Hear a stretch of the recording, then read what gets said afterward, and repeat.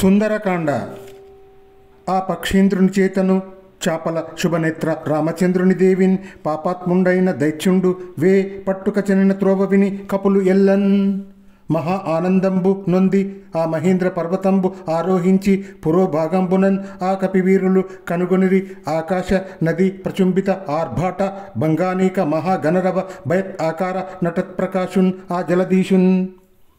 జటాయువు సోదరుడైన సంపాతి చేత చలించే చక్కటి కండ్లు గల సీతాదేవిని ఆ పాపాత్ముడైన రావణాసురుడు వేగంగా పట్టుకొని వెళ్ళిన దారిని విని వానరులు ఎంతో సంతోషపడి మహేంద్ర పర్వతాన్ని ఎక్కి ఆకాశ గంగను తాకుతూ ఉన్నట్లున్న పెద్ద పెద్ద అలల చప్పుళ్లతో ఎంతో భయం గొల్పేలా ఉన్న సముద్రాన్ని చూశారు.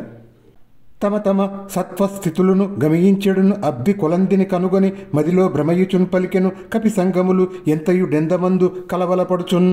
ఈ వార్ధిని దాటన్ సత్వము మా వలన చాలదింక మారుతి వినుమా పావని వగుటన్ చేసియు నీ వలనన్ తక్కన్ ఒరులు నేరరు దాటన్.